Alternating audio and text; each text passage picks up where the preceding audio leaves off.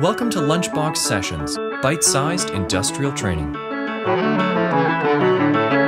Hello, this is Carl from LunchboxSessions.com, and welcome to the Part 2 video on closed-loop hydrostatic drives. In the Part 1 video, we looked at the concepts of infinitely adjustable flow rates being sent from the pump to the motor, and being able to speed up that motor depending on where the operator moves the control lever to get the right angle on the swash plate in the pump. And we looked at the concept of being able to return that swash plate all the way back to the neutral position to stop the rotation of the motor and pull that control lever over center to get a completely reversed flow around the loop to reverse the direction of the motor.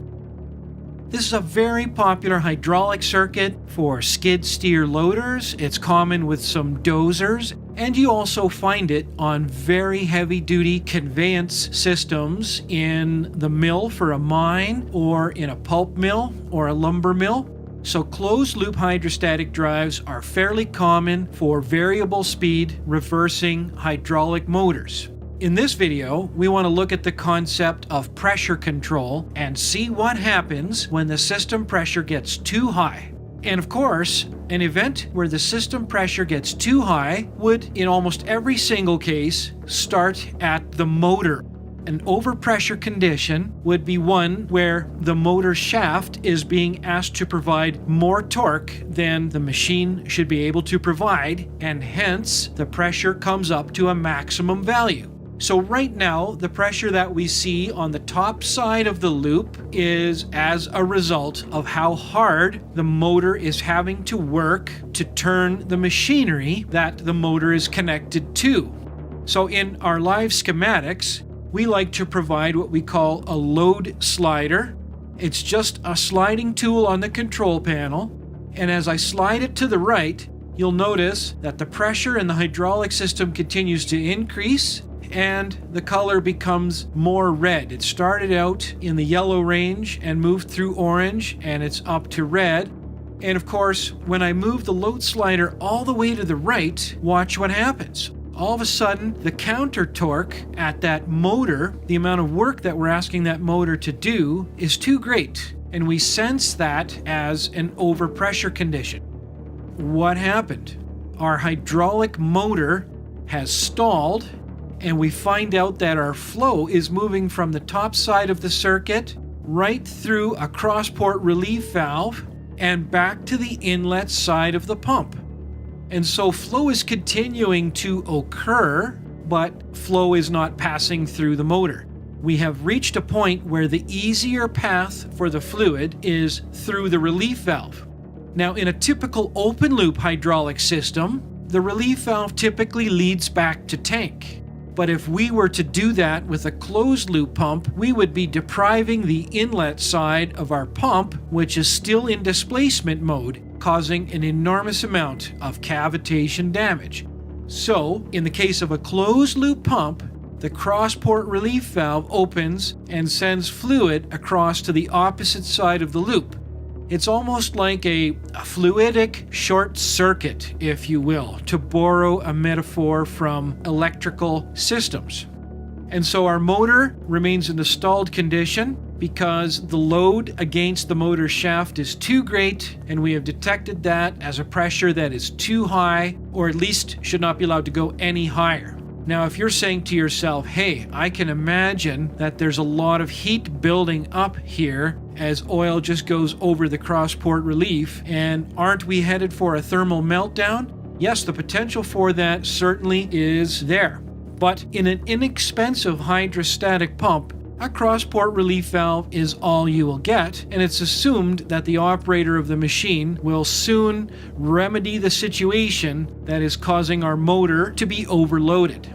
So let's remedy the situation. I'll back down the load resistance slider, and we'll see that our motor is turning once again.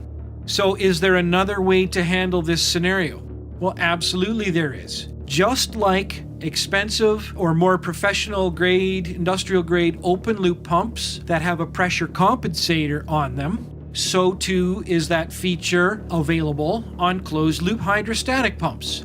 So I'm going to click a button here that says Add Pressure Compensator. Watch what happens to our crossport relief valves. They're going to move from their current position. This top relief valve is going to move down, and our bottom crossport relief is going to move upward, and we're going to see the addition of 2 more pressure valves. Perhaps you think these outside 2 valves didn't move, but they did. Notice that it says crossport relief here, and crossport relief is now here. Oh, and an interesting note saying that these crossport reliefs are now only for extreme pressure spikes, for shocks. Instead, we have added another type of pressure valve, which looks an awful lot like a relief valve, except that fluid is not going back to the other side of the loop, or not going back to tank. It's going onward to another function. And when you go through a pressure valve and onward to another actuator of some kind, in those circumstances we refer to this valve more accurately as a sequence valve. There's one on this side of the loop at the bottom and another at the top of the diagram. So since we're still in forward drive, watch the sequence valve on the top of the schematic as I overload the hydraulic motor once again. Alright, something's very different from the last time. You don't see a continuous flow of fluid. You don't see those flow arrows continuously coming across from the overloaded side of the loop to the other. No, something very different has happened here. The sequence valve has popped open as the system is overloaded, sending a very small amount of fluid into the control piston. And the control piston built into the pump moves the swash plate to the neutral position, and the pump is essentially off stroke, meaning no longer displacing fluid. So that's very different from when we're using crossport reliefs. At least now we don't have a constant stream of oil moving over a spring-loaded relief valve, which would just cause overheating. We've simply told the pump to hold the pressure that we need. Don't reduce the pressure, just don't allow the pressure to go any higher than the setting of the sequence valves that trigger the pressure compensate function using the very same control piston that is used to servo the pump's swash plate for the correct displacement and direction. Ah, right. You're seeing down here at the bottom left corner of the diagram an infinitely adjustable proportional valve. It shows a lever. But on a lot of systems these days, the valve is operated electrically or perhaps by a hydraulic pilot signal. In either case, this valve's purpose is to instruct the pump on the desired amount and direction of flow. But when the motor is overloaded, here let's go back to a normal state. So right now this valve is being used to instruct the control piston on which direction and how much flow. But when overloaded, when the hydraulic motor way down there on the right-hand side is overloaded, as you're about to see the sequence valve pop, but maybe this time keep your eye on that control piston over by the pump on the left-hand side and see what happens. There we go. It returns the swash plate to the neutral position. The pump does come back on stroke very slightly as pressures in the system drop due to internal leakages inside the pump or inside the motor, anywhere else that they may occur. Pump comes back on stroke just to top up the maximum system pressure and re-trigger that sequence valve. But for the most part, the pump is off stroke, not producing flow, just holding us at our maximum system pressure until whatever it is that's jamming our motor has unjammed that shaft and allows the motor to spin freely once again. I hope this video has answered more of your curiosities about closed-loop hydrostatic drives.